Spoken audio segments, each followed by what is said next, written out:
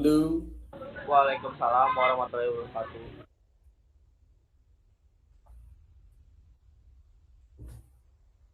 suara saya jelas nggak nih? Jelas, Pak. Jelas, Pak.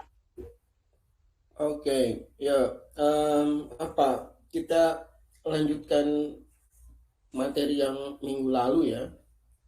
Minggu lalu kita bahas permasalahan ya, permasalahan eh,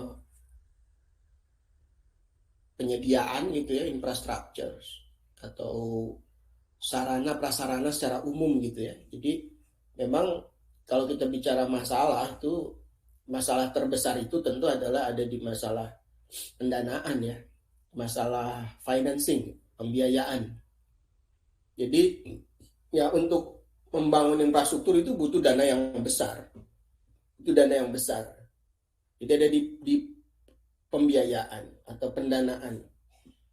Nah, turun dari situ, mungkin masalahnya adalah kepada skala prioritas, betul. Jadi pemegang kebijakan government ya dalam hal ini yang punya peran paling besar dalam penyediaan infrastruktur itu adalah government, pemerintah. Jadi pemerintah ini harus pandai-pandai dalam membuat perencanaannya. Karena ada keterbatasan finansial yang dimiliki, sehingga kemudian dia harus pandai mengalokasikan resources yang dimiliki tersebut untuk membangun infrastruktur apa dulu gitu ya. Jadi kalau bicara kebutuhan ya sama seperti kita, kalau ditanya kebutuhan banyak ya daftarnya ya. Dari yang benar-benar sangat dibutuhkan sampai yang butuh hanya untuk senang-senang, itu kan banyak ya. Kalau Anda ditanya misalkan butuh apa, ya pasti merudul gitu ya. Banyak banget kebutuhan yang ya dirasakan butuh ya. Mulai dari yang butuh itu adalah kalau tidak ada itu maka hidup kita sengsara gitu ya. Atau kalau tidak ada itu maka bisa jadi ada keburukan yang ditimbulkan. Ada butuh itu kalau eh, ada itu maka kehidupan kita lebih baik gitu. Butuh itu bisa jadi sesuatu yang uh, apa namanya ya tidak ada pun juga tidak apa-apa sebetulnya, tapi mungkin kita bisa jadi lebih happy gitu ya. Atau bisa jadi kita menyebut ya butuh aja meskipun tidak butuh karena kita tidak tahu itu tidak dibutuhkan sebetulnya gitu ya. Nah, jadi kalau ditanya butuh apa, ya daftarnya akan sangat panjang gitu. Jadi pemerintah itu harus pandai-pandai memilah daftar panjang kebutuhan itu kepada prioritasnya. Ya, sama dengan kita ya. Duit kita ya gajian, orang tua kita gajian itu ya ada ukurannya gitu, ada batasnya ya. Kecuali udah jadi sultan gitu ya, uangnya nggak berseri, ya butuh apapun bisa dibeli gitu ya. Bahkan sesuatu yang tidak butuh gitu ya, itu dibeli juga pada akhirnya. Nah itu sama gitu ya. Jadi problemnya yang pertama adalah ada keterbatasan resources, terutama financial resources.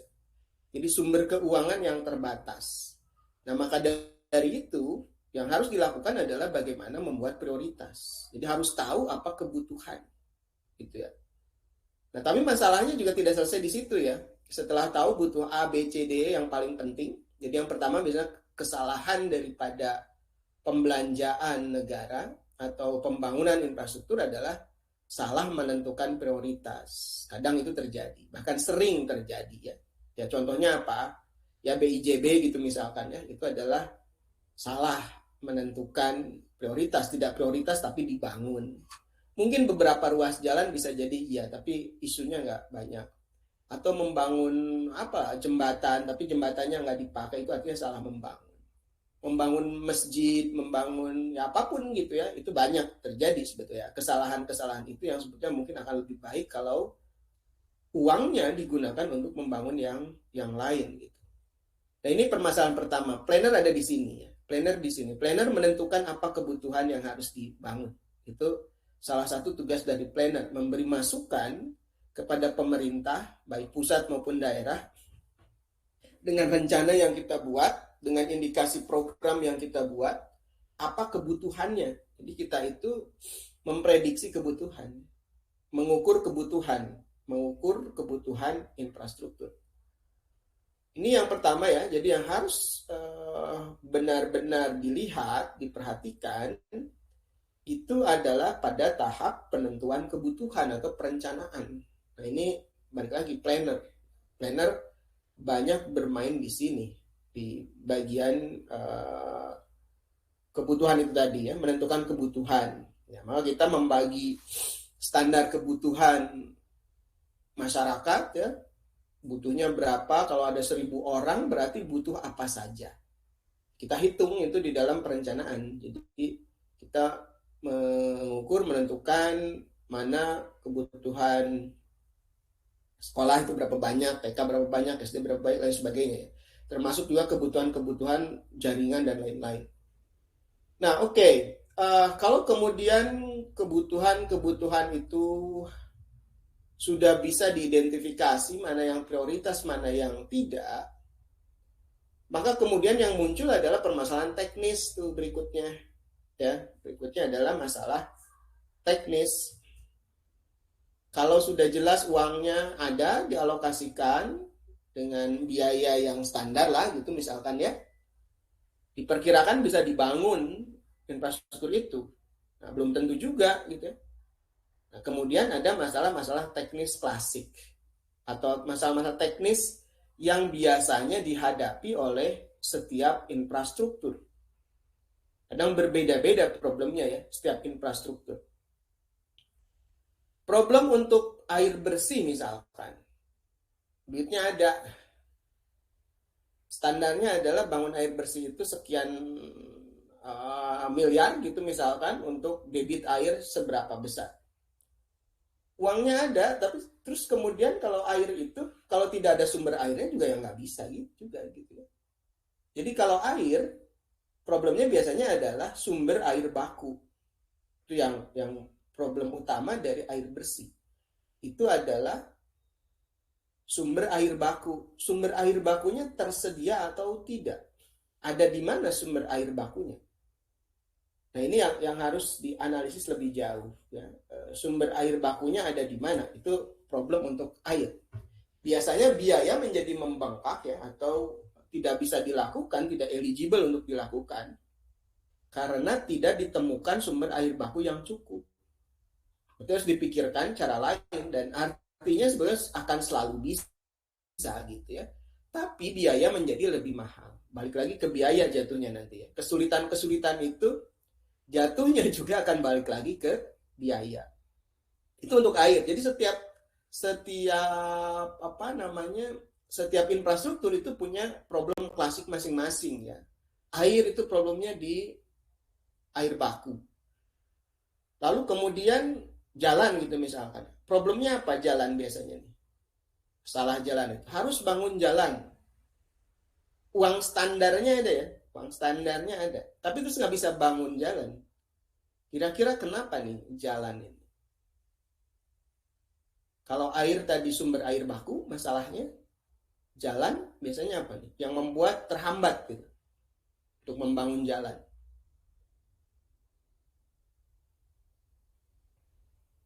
Apa kira-kira? Ada yang bisa menduga?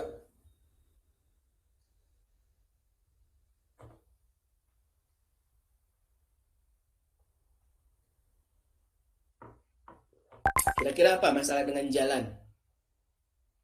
Pada tidur semua ini. Banyak yang bolong, Pak. Banyak yang bolong ya, jalannya udah ada kalau banyak yang bolong. Terus bangun jalan baru gitu misalkan. Apa kira-kira? Biasanya kesulitan yang Lingkungan ya, Pak. Kayak misalnya ini buat jalan baru kan, Pak. Paling kalau masalahnya dari lingkungannya, kayak misalnya masyarakat setempat tuh kalau dibangun jalan kayak gimana, biasanya itu ada permasalahan deh, Pak. Kayak misalnya memotong kultural, kayak kalau misalnya ada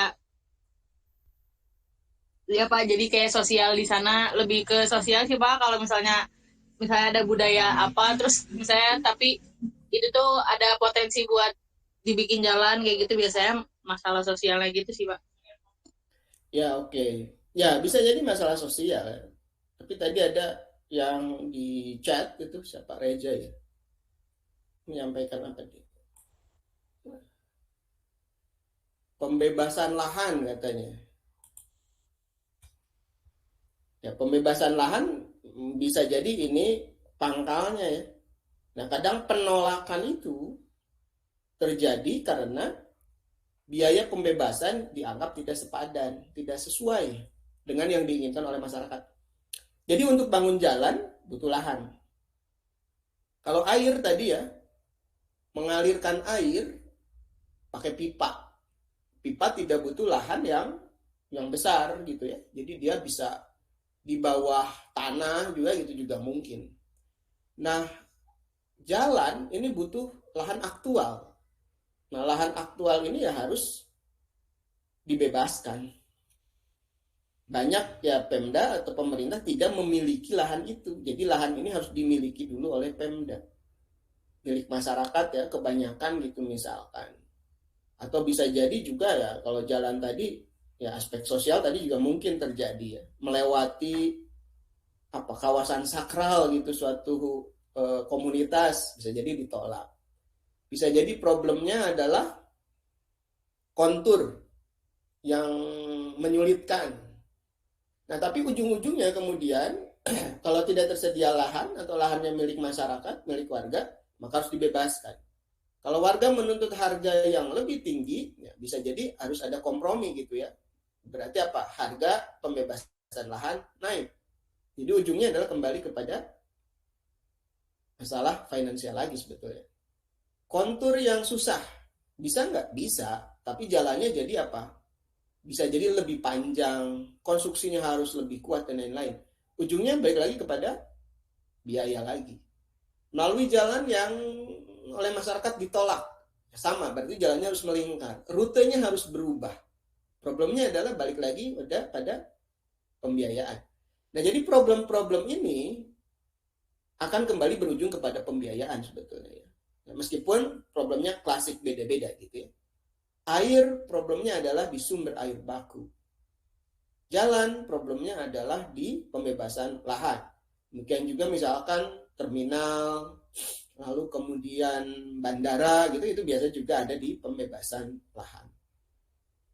Nah, jadi setiap infrastructures itu memiliki problematikanya sendiri-sendiri gitu ya. Kalau nanti kita akan lebih jauh menganalisis setiap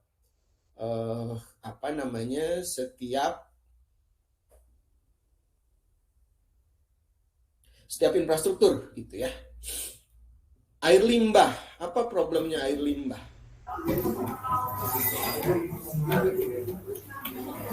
Air limbah, sampah gitu, ada problem apa tuh kira-kira?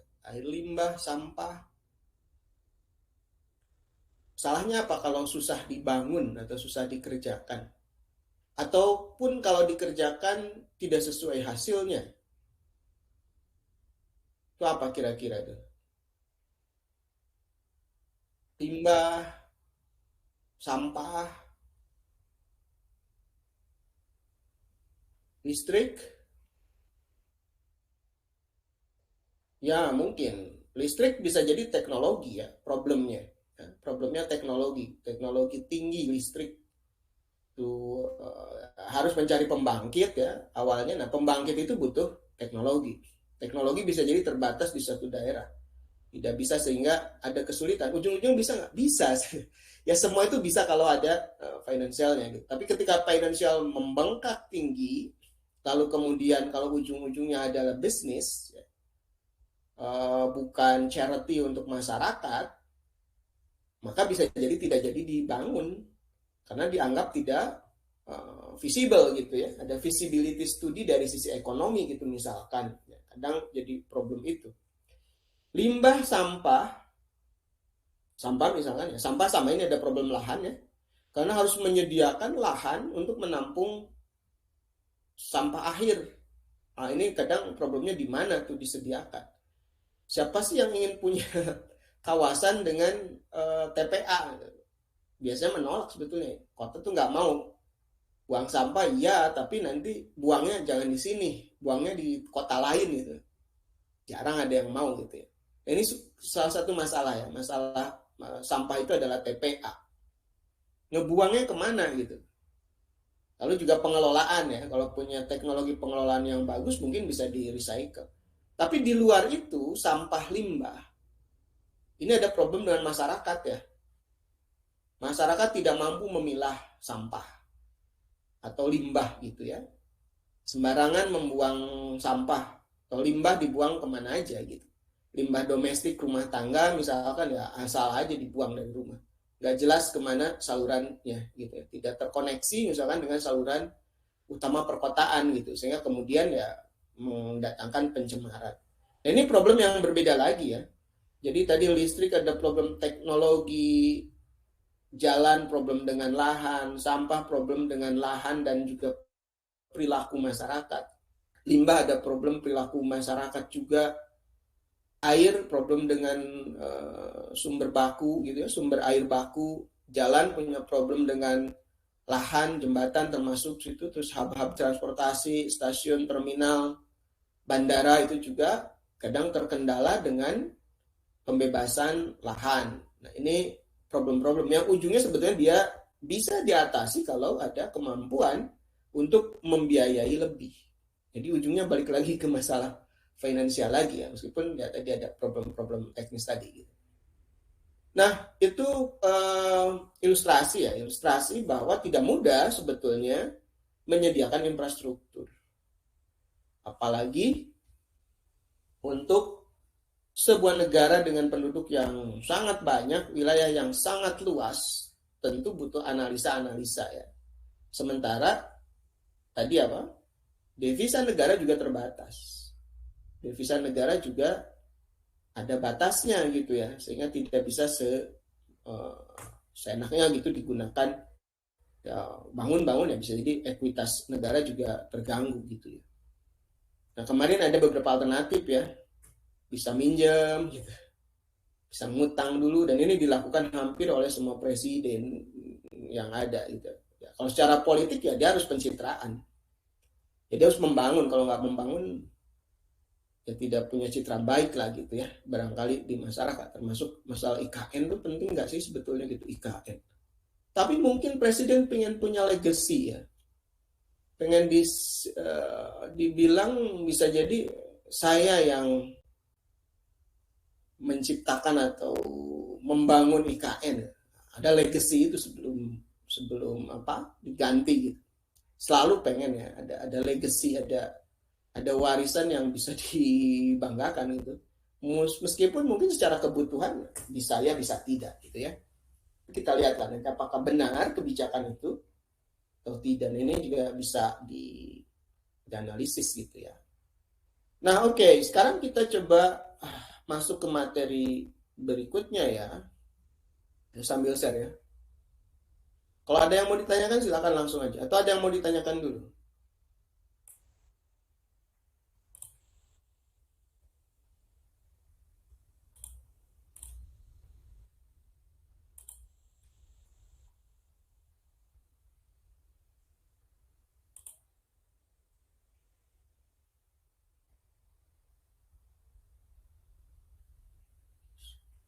Oke, udah kelihatan?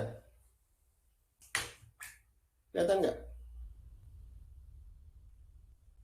Halo? Terlihat, Pak.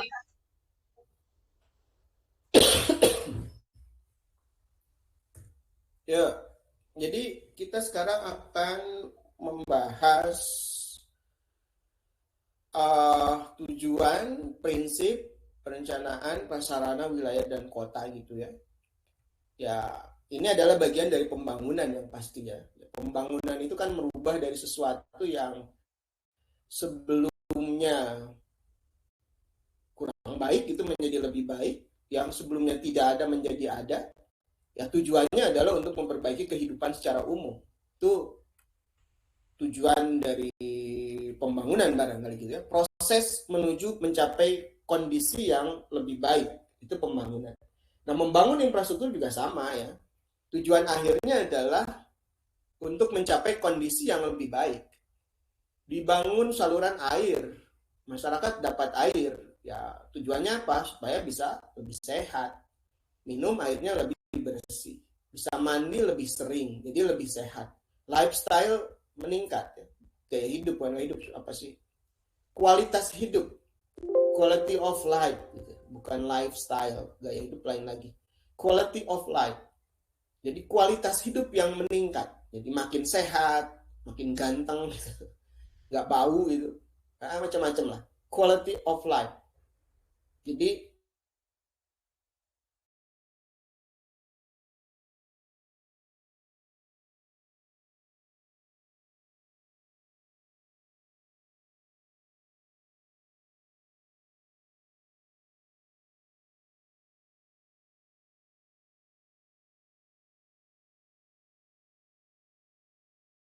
kalau bicara keadilan mungkin pemerataan ya. Tapi kalau bicara yang lain bisa jadi ya teorinya beda-beda sih. Ada teori trickle down effect tapi ternyata tidak down gitu ya. Uh, uh, apa namanya, ada prioritas tentu harus disebar ke kawasan yang lain. Mungkin terjadi tapi seringnya tidak terjadi. Nah, jadi pembangunan untuk semua masyarakat. Lalu kemudian untuk seluruh masyarakat, keadilan sosial, budaya, politik, itu tidak ada batasan sebetulnya. Dia harus apa? Bahasa sekarang yang sering dipakai adalah inklusif ya. Jadi pembangunan itu sifatnya inklusif untuk semua. Jadi tidak ada yang dikecualikan. Semua harus merasakan dampak manfaat dari pembangunan. Lalu kemudian pembangunan juga untuk apa? Menjaga lingkungan, menjaga alam untuk generasi mendatang.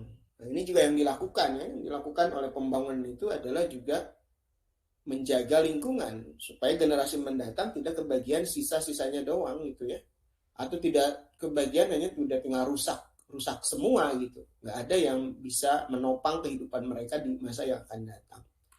Itu pembangunan ya.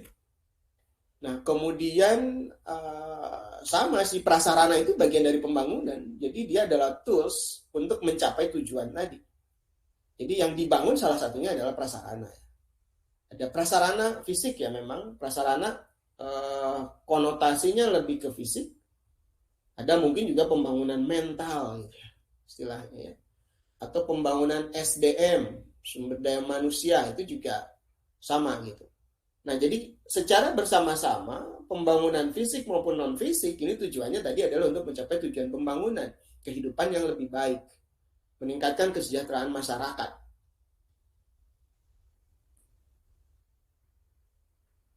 Nah, jadi di sisi prasarana juga sama ya. Prasarana yang dibangun adalah prasarana yang bisa meningkatkan kesejahteraan masyarakat.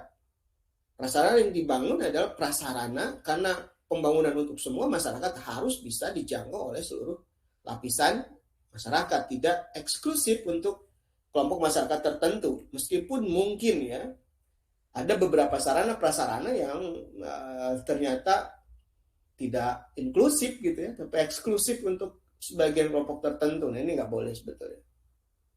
Oke, lalu kemudian ramah lingkungan, baik untuk lingkungan alam maupun lingkungan buatan. Jadi tiga hal ini prasarana itu mendukung ya, menunjang atau ya bagian dari cara untuk mencapai tujuan pembangunan secara umum.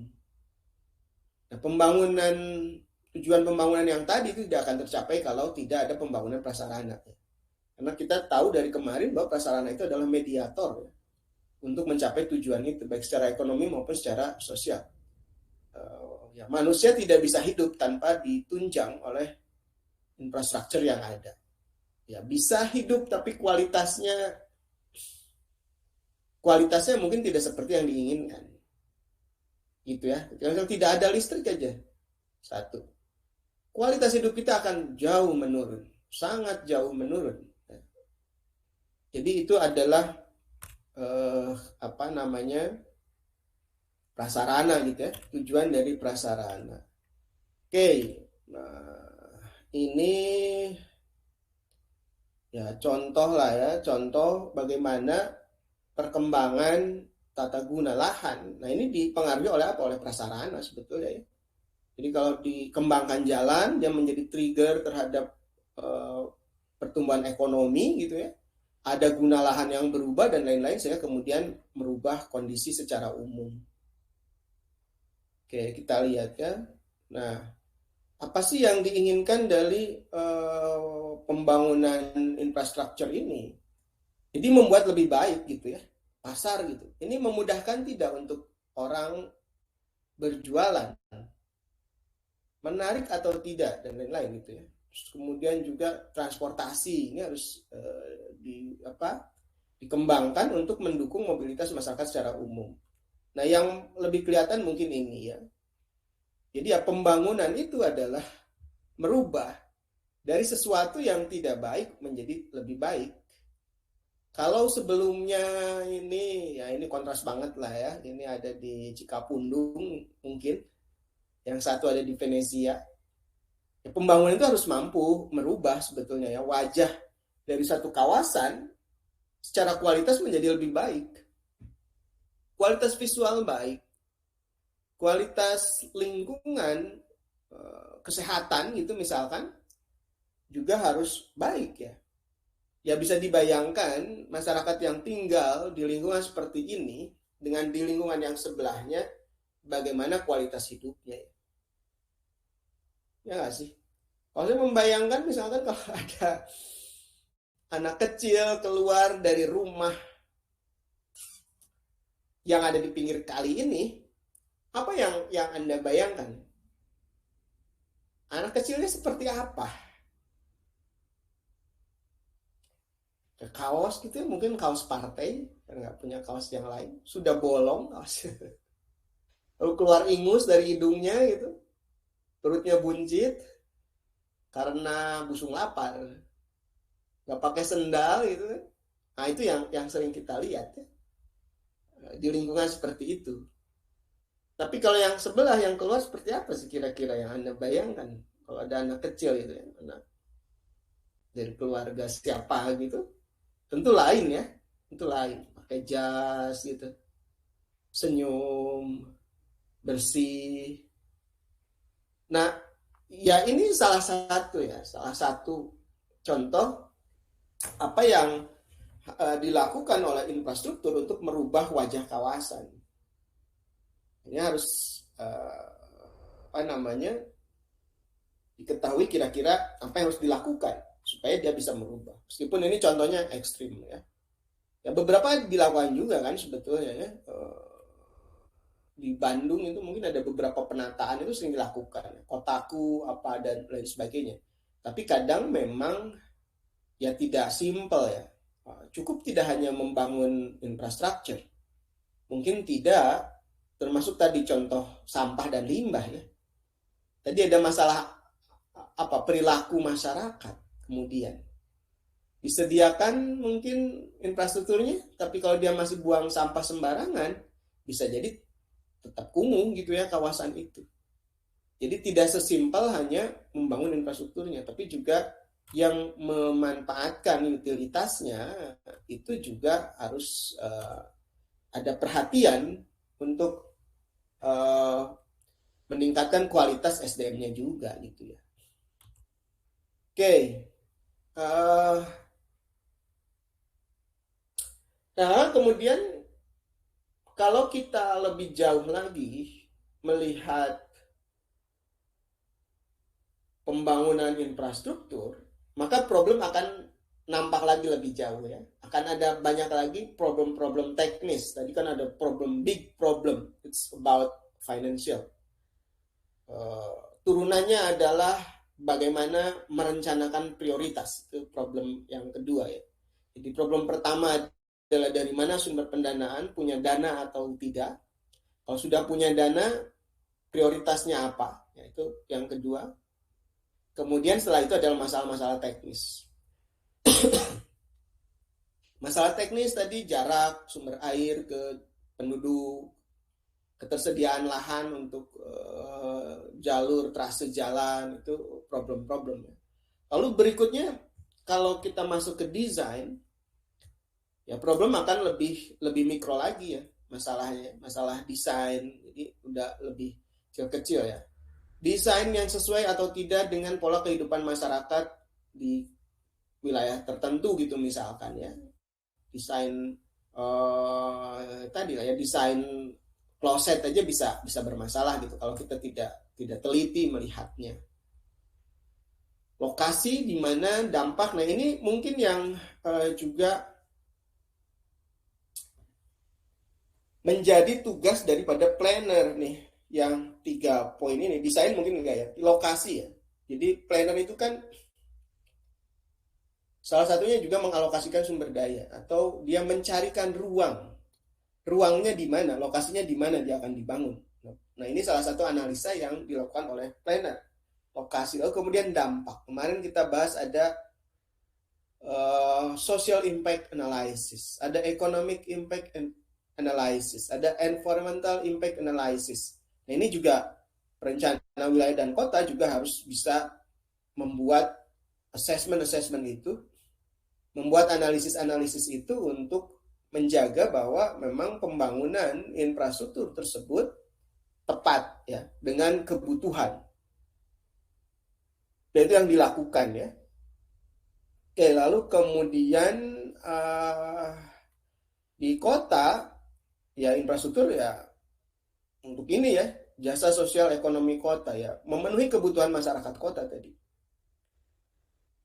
Penunjang kegiatan kota, harus ada tempat kerja, tempat tinggal, rekreasi, fungsi-fungsi kotanya apa. Nah, infrastruktur adalah membantu untuk mewujudkan itu. Jadi disediakan melayani kebutuhan masyarakat kota. Infrastruktur itu adalah melayani kebutuhan untuk peningkatan kualitas hidup tadi gitu ya.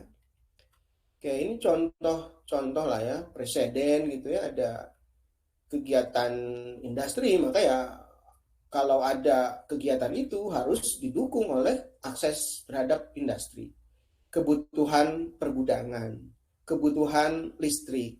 Industri tanpa listrik nggak bisa hidup. Butuh apa? Air. Butuh apa? Pembuangan limbah. Butuh apa? Pengolahan sampah. Ya, untuk kegiatan industri butuh semua fasilitas-fasilitas tersebut gitu ya. Dan jadi harus disediakan, termasuk juga transportasi, logistiknya, raw material dari produser ke manufaktur itu butuh jaringan transportasi, maka juga harus ada transportasinya. Nah ya, jadi kemudian harus cukup juga. Kalau untuk industri misalkan ya ada truk-truk besar mungkin yang akan masuk ke dalam kawasan industri, maka jalannya harus seperti apa. Nah ini barangkali untuk studio transport yang industri, nah ini harus tahu tuh kebutuhan jalannya itu seberapa lebar. Jadi harus tahu di mana lokasi-lokasi industri. Kondisi jalan saat ini seperti apa. Pengangkutan logistik yang dilakukan di kawasan itu pakai apa? Ngangkutnya pakai apa tuh? Raw material ya. Raw material itu bahan baku untuk di industri tersebut. Misalkan apa? Industri rotan atau industri mebel, furniture. Dia kan butuh kayu tuh yang masuk ke pabrik itu. Maka kayu itu akan diangkut oleh transportasi gitu ya. Dia butuh jalan, dia butuh pengangkut. Harus tahu ngangkutnya pakai apa. Sehingga kemudian jalannya harus menyesuaikan. Berapa lebarnya, cukup atau tidak yang ada saat ini. Nah itu studio transportasi yang temanya industri itu harus tahu itu. Di mana lokasi-lokasi industri, di mana lokasi raw material berada, lalu kemudian pasarnya di mana, dijual kemana, kayu gitu misalkan kayu, kursi, meja yang sudah dibuat di pabrik tersebut, itu harus diangkut lagi. Jadi harus tahu pemasarannya kemana, pasarnya ada di mana, diangkutnya pakai apa, jalannya mencukupi atau tidak yang ada saat ini. Nah, itu yang harus dilakukan ya. Jadi infrastruktur melayani kebutuhan. Nah, harus didefinisikan dulu kebutuhannya apa. Oke, sama pariwisata juga gitu ya. Dia harus didukung oleh infrastruktur yang memadai gitu ya. Jadi supaya orang bisa bahagia di tempat wisata itu butuh apa? Nah, ini juga melayani ya, sifatnya melayani. Oke, jadi dasar perencanaan untuk prasarana itu. Kemudian ini prinsip-prinsip dasar ya, prinsip-prinsip dasar merencanakan infrastruktur. Nah, sampai sini ada pertanyaan dulu nggak?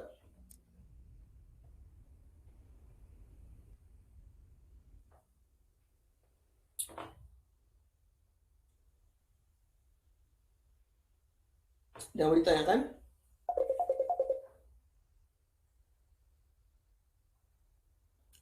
Halo?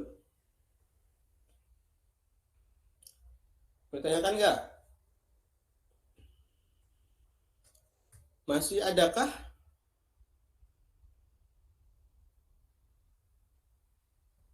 Halo? Masih belum, Pak. Sejauh ini belum belum ada, Pak. Oke. em,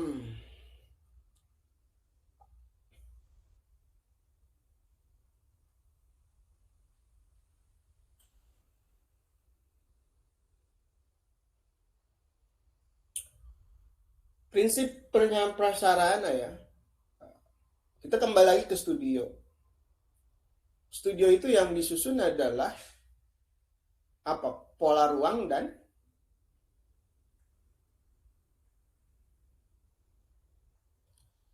apa?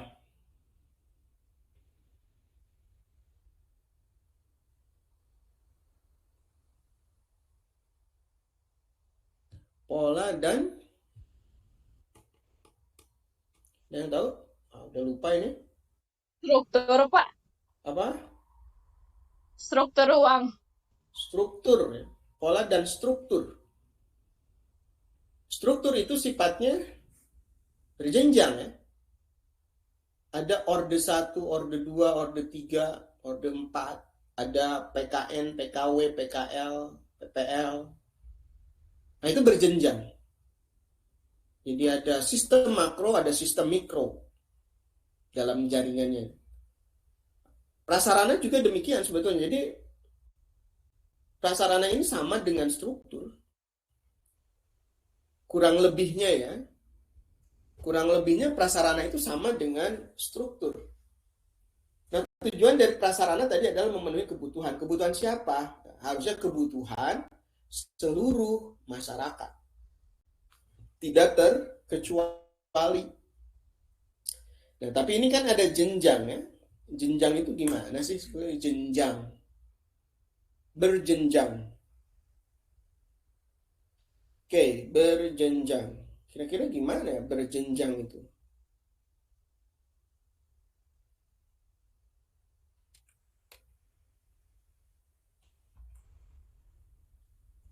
Ada yang bisa ini enggak? Ini pindah enggak? Apa namanya?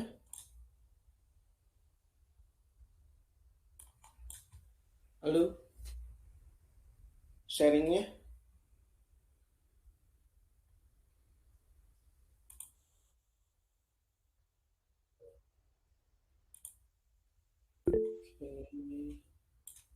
Sebentar agak lambat.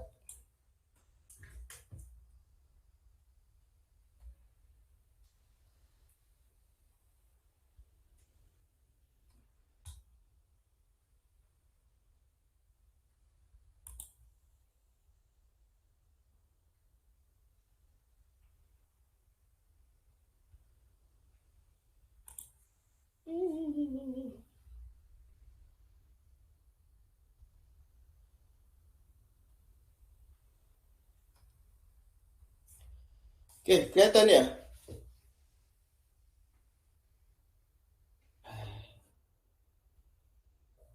Agak lambat tapi.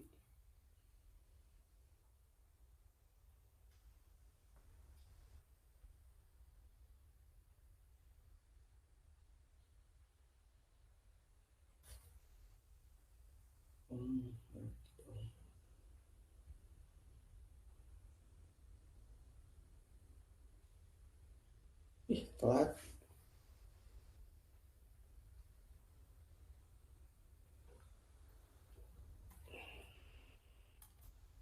Oke, terlihat ya.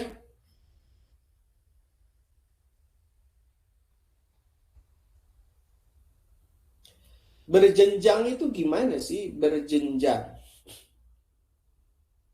Contoh apa dulu nih? Jalan. Apa air bersih? Atau sampah?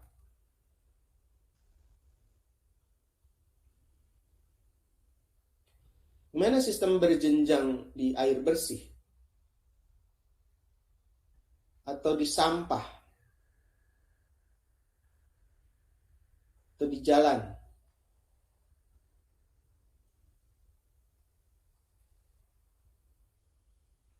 Yang bisa ngasih ide?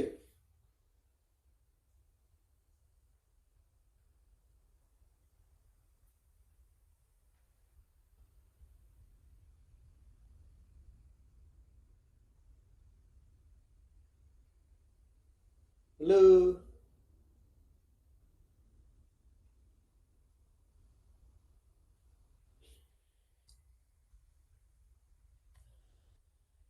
coba sampah ya.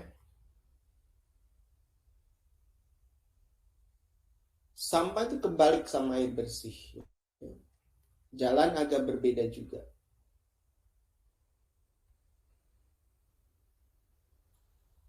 Sampah itu gimana sih prosesnya?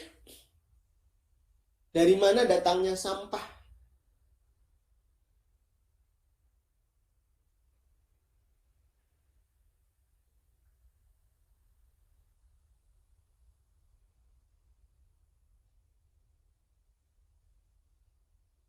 Halo?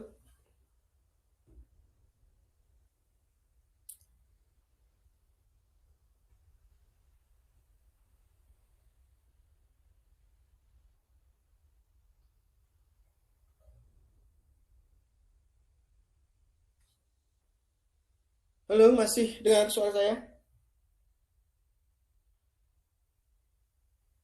Masih, Pak.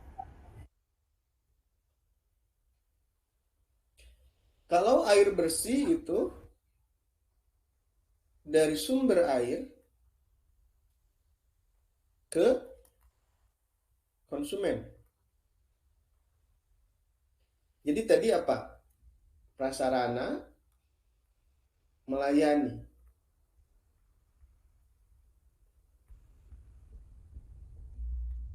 Ini adalah mediator.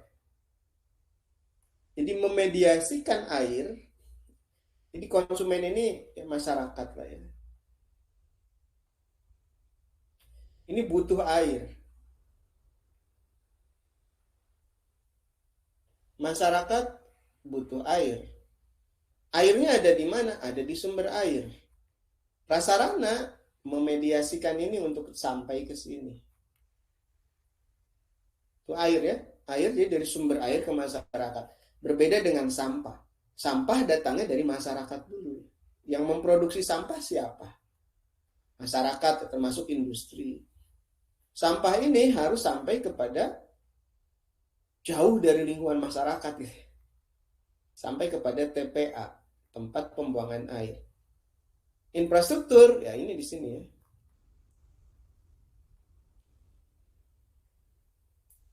Infrastruktur, mediasi.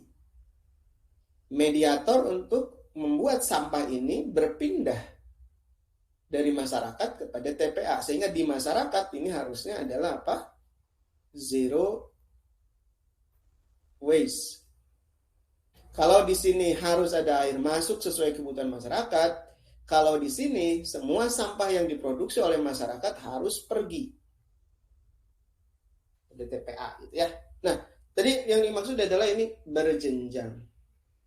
Jadi gimana nih, apakah langsung tiba-tiba sumber air itu dari sumber air langsung masuk ke masyarakat? Ya tentu tidak ya.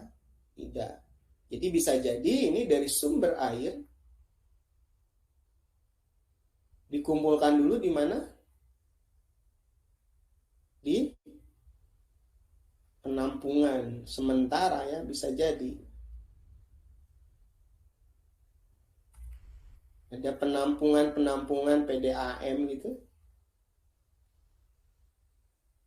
Nah, ada penampungan. Dari sini mungkin ada sub penampungan. Dari sini juga sama gitu ya. Baru kemudian dia dialirkan kepada rumah-rumah. Nah, ini berjenjang ya. Tidak langsung. Nah, tujuannya ini harus terdistribusikan ke semua kebutuhan. Karena contoh misalkan satu sumber air ya, ini dimanfaatkan oleh banyak orang. Katakanlah apalah ya, Waduk Cirata itu kalau dia jadi sumber air. Ya dia digunakan oleh masyarakat di Purwakarta, dia digunakan masyarakat di mana. Jadi tidak hanya di satu kabupaten kota saja satu sumber air itu bisa dimanfaatkan oleh banyak orang. Nah, ini harus diatur. Nah, tadi ini sumber air baku ya. Sumber air baku ini tidak boleh dimonopoli oleh satu kelompok tertentu. Ya, sumber air. Sampah itu gimana? Sampah sama tadi ya. Cuman kebalik nih sampah. Kalau sampah ini dari masyarakat,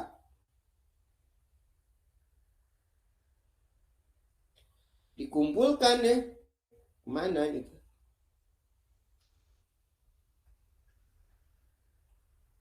Dari domestik gitu, kumpulkan ke TPS. Dari TPS, ini ada TPS yang lainnya, masyarakat yang mana, dari TPS yang lain dikumpulkan ke TPA. Nah, ini berjenjang ya, ini berjenjang. Kebutuhan infrastrukturnya apa?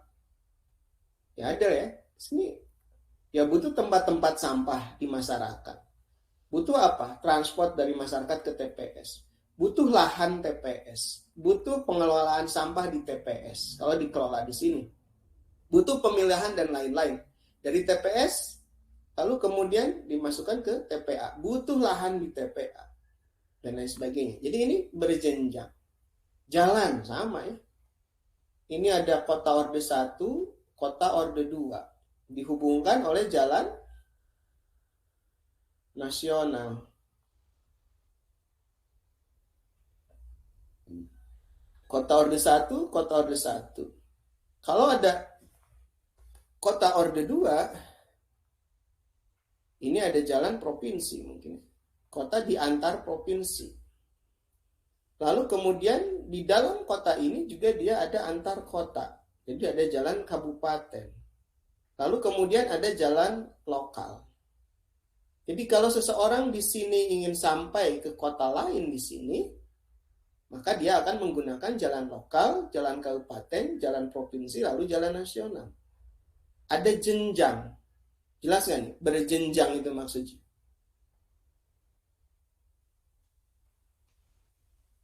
Jadi ada pengaturan ya, ada organisasi infrastruktur. Ini harus diorganisasikan, tidak bisa sembarangan. Lalu kemudian ada standar, jalan nasional luasnya harus berapa? Luas, lebarnya harus berapa? Jalan provinsi lebarnya harus berapa? Jalan kabupaten harus berapa dan lain-lain. TPS dibutuhkan lahan seluas berapa? Kapan TPS bisa dibangun? Kalau masyarakat sudah berapa banyak? TPA seperti apa? Melayani siapa TPA ini? Jadi kita punya juga ada aspek pelayanan. Lingkup pelayanan. Nah, ini yang dilakukan kita di dalam studio sebetulnya ya. Kita melakukan ini, lingkup pelayanannya sampai mana? Jadi apa yang harus dibangun infrastrukturnya? Supaya tidak ada sampah gitu misalkan ya, supaya tidak ada yang lainnya. Oke, balik lagi ke sini. Udah balik lagi nggak?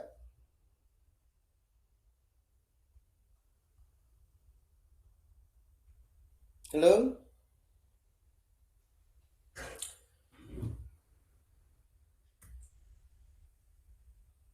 Sudah, Pak. Jadi apa?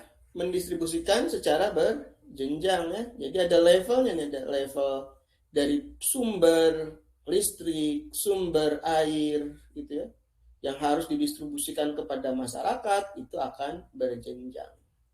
Kalau Anda lihat misalkan apa tuh listrik ya, ada pembangkit apa gitu misalkan. Terus ada subregional 1, subregional 2, lalu ada wilayah 1, wilayah 2. Nah, itu adalah bagaimana atur produksi yang dihasilkan itu sampai kepada semua kebutuhan gitu ya, kebutuhan yang ada di masyarakat, masuk juga air.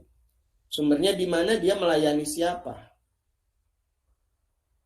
Kalau untuk kawasan kecamatan A, B, C, dan D dilayani oleh sub pusat yang mana gitu misalkan. Sama dengan struktur ruang yang kemarin kita bangun gitu ya. Jadi itu yang dimaksud dengan berjenjang. Berjenjang ya tujuannya supaya bisa terkoordinasikan dengan baik, teralokasikan dengan baik sehingga semua masyarakat yang membutuhkan itu bisa mendapatkan kebutuhannya. Nah, oke. Nah, jadi nanti juga akan beda-beda tadi ya. Jadi disesuaikan dengan sistem jaringan makro, sistem jaringan distribusi ke konsumen, menurut dimensi, kapasitas, dan intensitas sesuai dengan daya dukung penduduk, kondisi lahan, sosial budaya, ekonomi, lingkungan, dan lain-lain. Contohnya apa tadi? Jalan nasional. Lebarnya beda dengan jalan kabupaten. Pipa air yang ada di jalur di jaringan primer berbeda dengan yang di jaringan sekunder atau tersier. Besarnya pipa. Gitu ya. Itu lain-lain. Listrik yang masuk ke rumah itu berbeda dengan listrik yang dialirkan ke tempat-tempat yang dia menjadi subpusat gitu misalkan ya. Subpusat pembangkit di mana gitu. Nah, ini juga Anda harus tahu ya. Di level mana dibangun pusat distribusinya, di mana ditaruh gitu